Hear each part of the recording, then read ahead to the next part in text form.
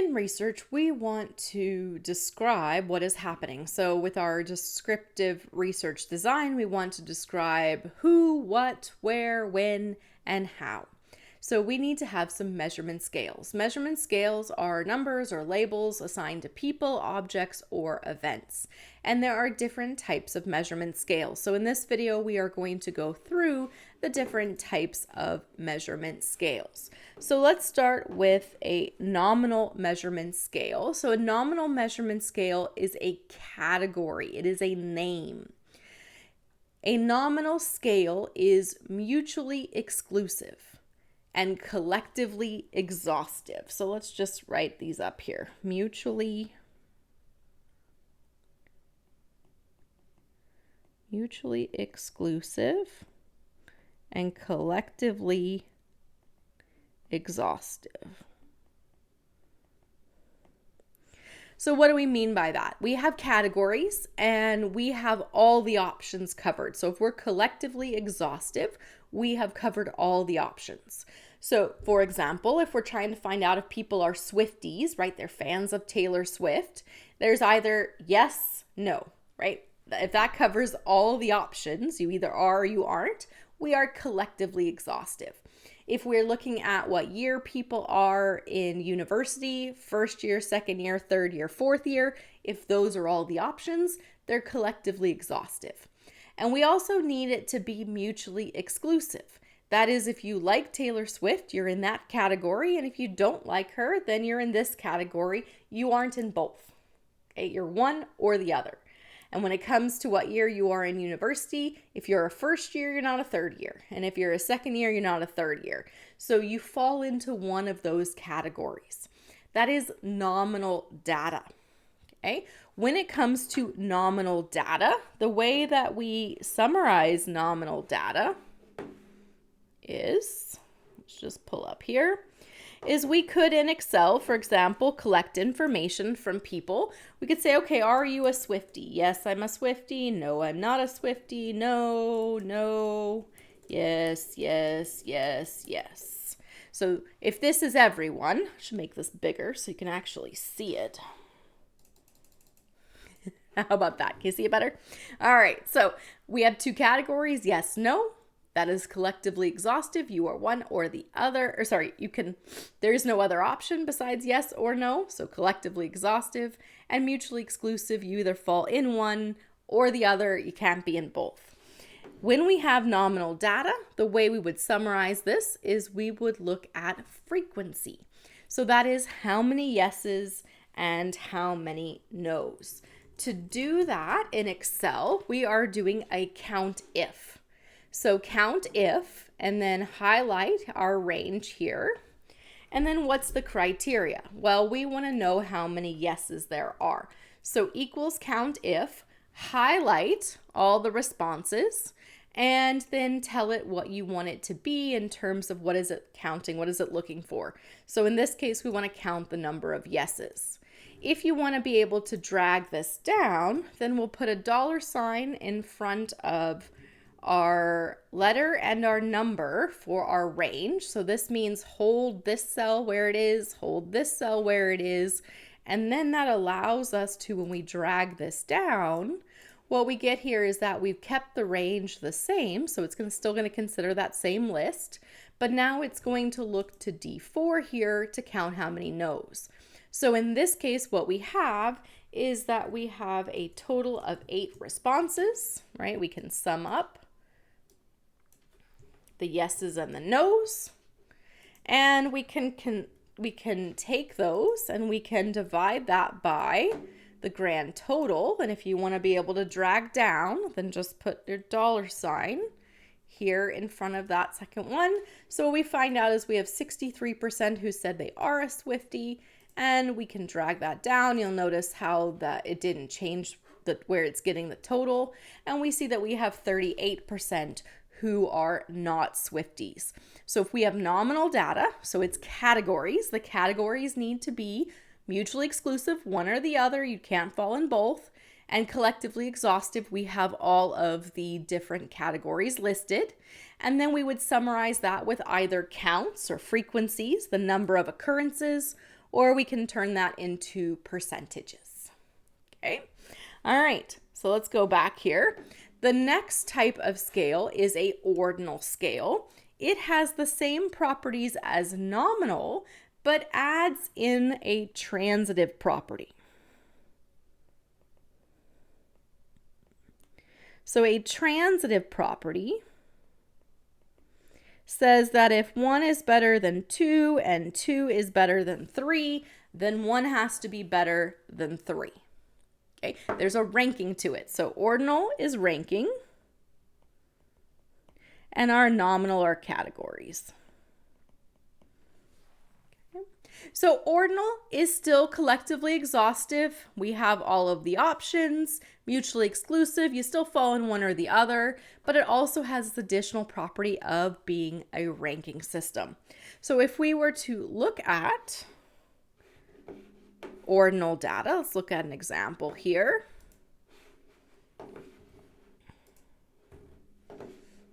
Okay. So we could list, for example, oh, we're super tiny and can't see it. Let's make that bigger. Okay, so we could ask the group, what are the different hamburger joints in Red Deer? Let's see, we got Burger Boy. Can't type here and talk at the same time. We have Wendy's. We have A&W. We have Five Guys. McDonald's. Okay. And so what we would do is we would ask people to rank them. So in this case, if we have 5 options here, you would rank them from 1 to 5. And so maybe the first person likes A&W the best and Wendy's second, Five Guys third, McDonald's fourth, Burger Boy 5. The next person might prefer Five Guys, then A&W, then Wendy's, Burger Boy, then McDonald's, right? So they're each going to do their ranking. So I'm just going to put some numbers here. And we would ask that of all the people who are responding. So we might have a question where we have people rank these different types of burger joints.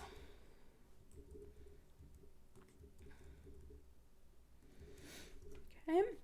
So then to analyze ordinal data, we can use the median. The median tells us where half of the people voted above and half are below. So it is the middle number. So median gives us the middle number where half put the number higher and half put the number lower. To find the median, so for example, what is the median ranking for Wendy's? We would do equals median, and we would go across here and find that the median is 3.5. Just as a comparison, the average, that's if we took all the numbers and we divided it by 4, because we have 4 participants here in this study. In this particular case, they happen to be the same, but they aren't always the same. So it doesn't have to be the case that they are. So let's just, instead of looking at Wendy's, let's try some other ones. Let's look here at Five Guys. Okay, and let's look here at the average, which here's the problem when you generate the numbers off the top of your head, you end up with them all to be the same. All right, so let me just change this so we can see here. So you can see, for example, if we had changed this ranking, there we go, that here the median is 3. So half are below, half are above with the median. We'll also find here the mode, the most common, is 3, but the average here is 2.5, and it's skewed higher because of the multiple 3s are pulling the average up versus the 1. Okay, so we have that at 2.5, but the median here is 3, saying that half of the respondents, and we have 4 respondents here, because they're all the same, we're getting 3. So maybe I'll just change this here so you can see a little bit differently. All right, so this median here at 2.5, we can see these two are below 2.5. These two are above 2.5. Notice that the average here is 2.25. So they're not the same. The median is what we use for ordinal data. And so we look at the fact that half the numbers are below and half the numbers are above. The other thing we can use for our ordinal data is we can use the mode. So in Excel, this is equals mode. And what this tells us here is the most common number. So for Five Guys, you can see there were 2 3s, 1 1, 1 2. So the mode here is 3. And this is all here. Let's just do this as Five Guys. Okay. And if we were to look at, for example, Wendy's equals mode, we can see for Wendy's, the mode is also going to be, oops, got an extra letter in there that shouldn't belong. Couple letters. So we can see there the mode is also 3, right? The most common number is 3. But the median is going to be different because in this case, we have that 4 and 5. And so you can see that the median ranking is 3.5. So even though both Five Guys and Wendy's have the most common ranking be a 3, Five Guys has a lower median because half of the numbers are lower, and Wendy's has a higher one. So we can use both the median and the mode with ordinal data to show with the median, that middle number, and the mode, the most common number. In order to look at how much variability there is in responses, we can find the range. So we would say, okay, find us the maximum number and subtract from that the lowest number, the minimum. So what that shows you here is for Five Guys, because the rankings are 1, 2, 3, 3, 3, the highest number is 3, the lowest number is 1, so that's a spread there of 2. So you can see how much difference there is, how much variability there is in the responses that people give. Let's compare that to Wendy's. We'll take the max. And the max here with Wendy's, right, is going to be 5. And we subtract the minimum, which is going to be 3. And you'll notice here that spread, that range is still 2 different rankings. So we could look and see, for example, McDonald's. Notice when you look at its rankings, it goes from 1, 2, 4, and 5. It has more variability in how people feel about it. So not only do we want to look at how people feel in terms of where they rank something, okay, average ranking, median ranking, mode of the ranking, but also how much variability is there in the ranking. Is there general agreement in how people rank things? Or perhaps there is more variability, more differences in how people see things in that hierarchy. So ordinal has a hierarchy, so we would find a range, and then to describe ordinal data where we have a ranking, we can describe the rankings based on mode, what's the most common rank, and we can describe based on median, which is where is that middle point in terms of the ranking, half above, half below. All right, let's go. We've talked about nominal, we've talked about ordinal. Let's talk about interval. So as we're moving along this measurement scale, we are looking at having the same properties as the ones before, but adding additional components. So interval adds that the differences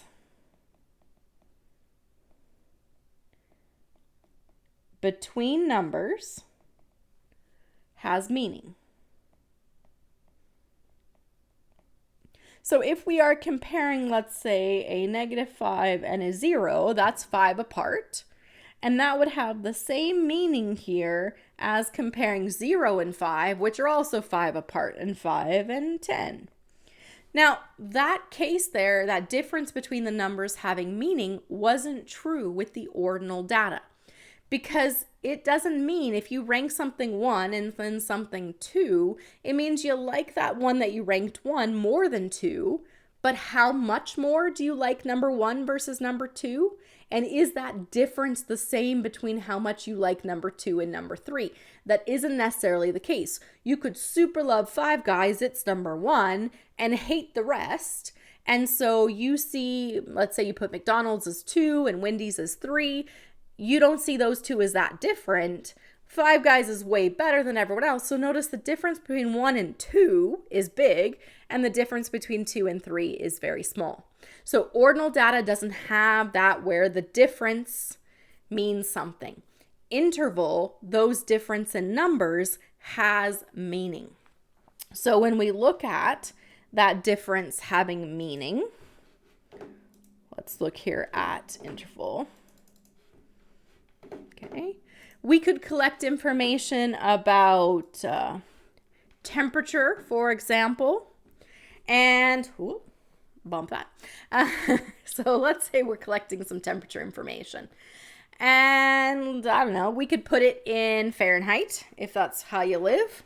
Or you could do it in Celsius, doesn't matter. So let's do high temperatures here.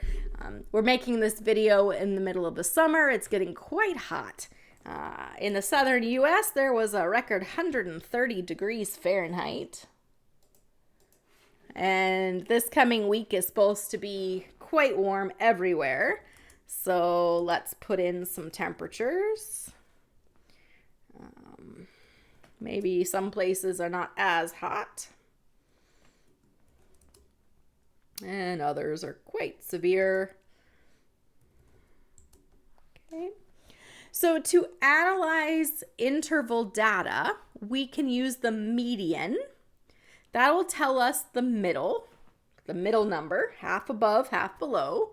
We can find the mean or average. So that would take all the numbers and divide them by the number of responses we have here. That would give us more of the more likely response.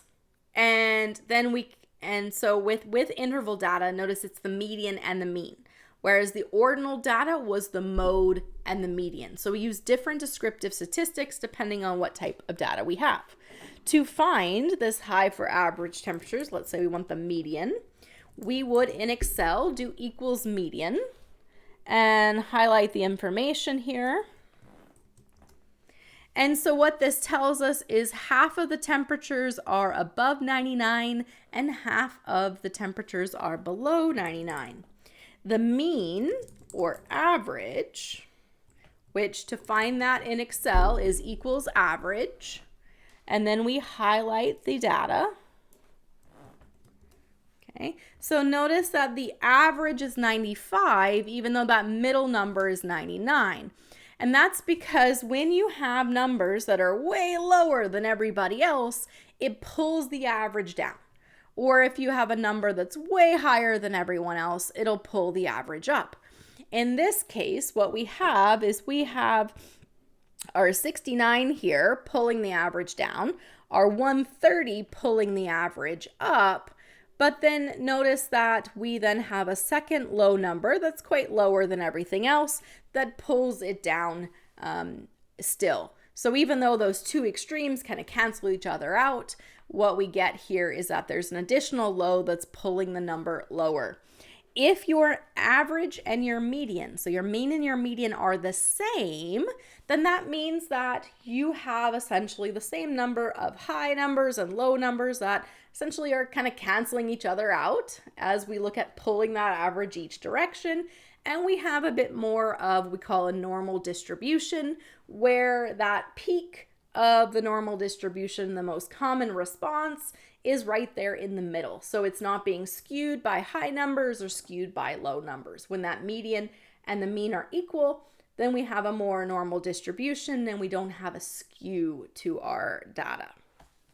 Here we are skewed because those lower temperatures are pulling the average down compared to the median. If we want to know the variability of our data, when you have interval data, we look at the standard deviation. So this would be typically how far are we away from the average. So when we look at standard deviation,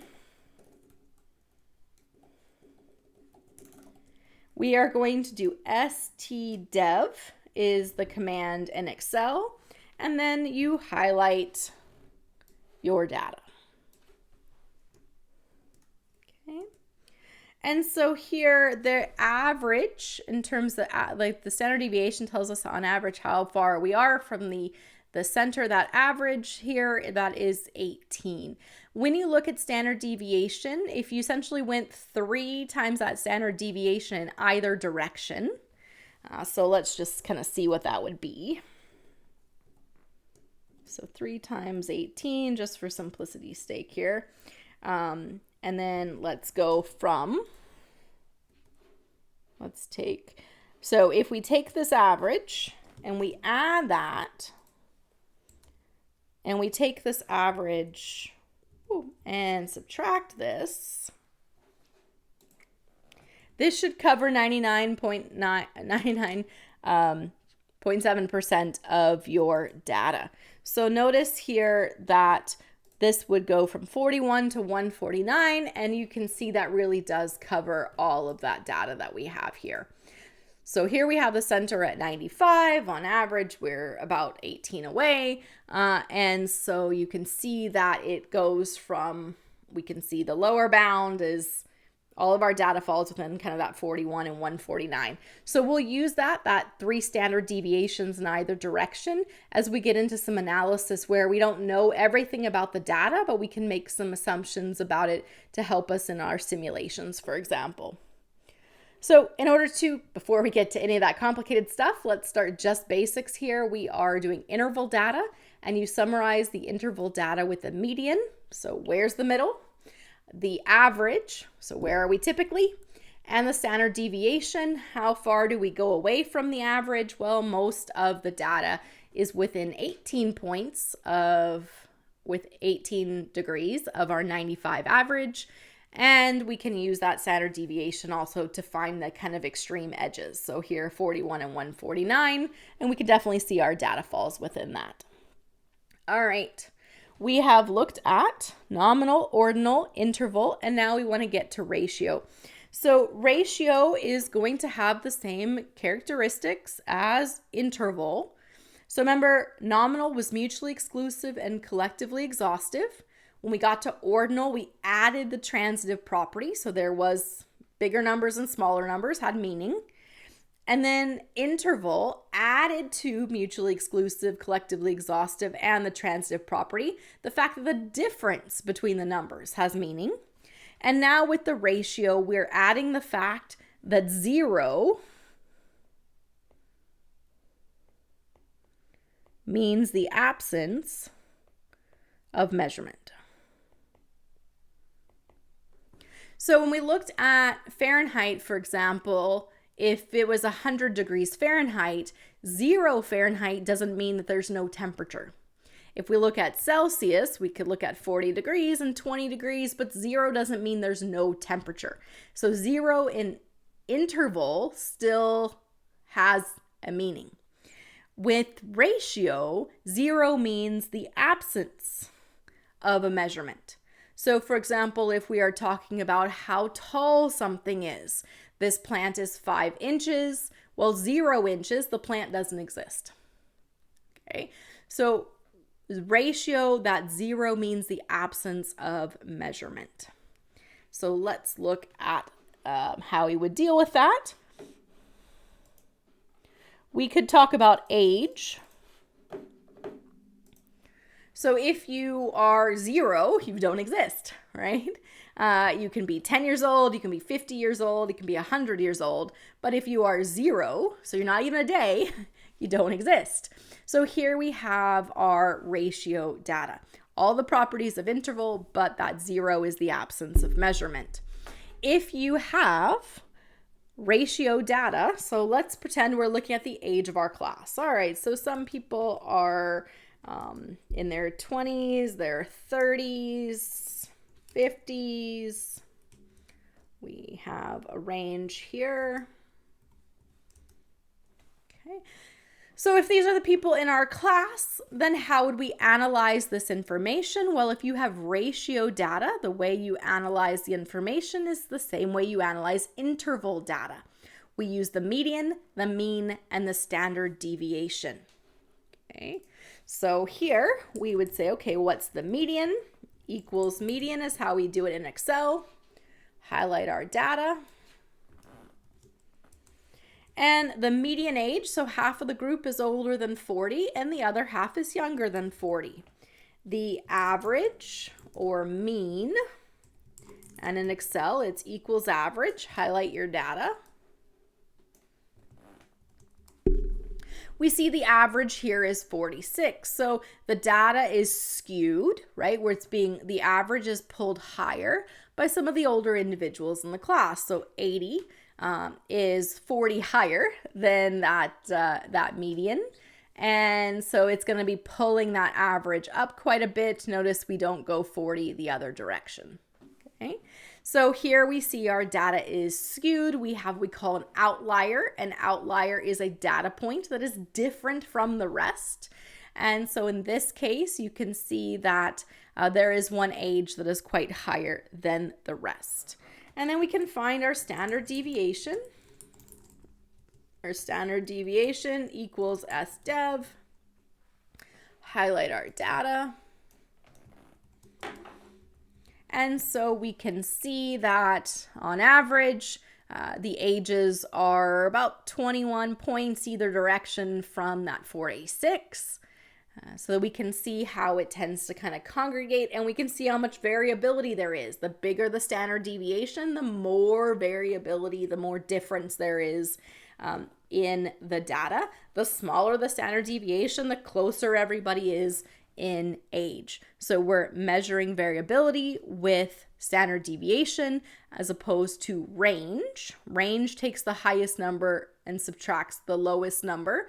It is another measure of variability. So standard deviation and range help us measure variability. Mean, median, and mode help us describe where the data tends to congregate. Mode being the most common. Well, when we have interval or ratio data, we may have no repeats of numbers. And so that's why you don't see the mode with interval and ratio data, but we do see it with our ordinal data. So because we might have lots of variability, we then look at the median and the mean with interval and ratio. So before we leave this topic, can you identify, we'll come back to that. Can you identify whether the following are can you identify whether the following are nominal, ordinal, interval, or ratio? All right, so pause the video, give it a try, see if you can figure out which one is which. All right. The number of years with the company for each employee. If you've been with the company for 0 years, you have not ever been with the company, and so that first one is going to be ratio. Employee production on assembly line, so how much is produced? If you produce nothing, then we have an absence of measurement, so here we have ratio. What about political party affiliation? Okay. In Canada, are you a Liberal, an NDP? Do you belong to the Conservative Party?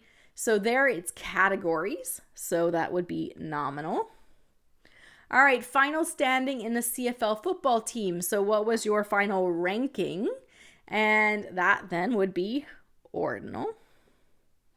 What is your weight loss after using Weight Watchers? So did you lose 5 pounds, 20 pounds, 0 pounds?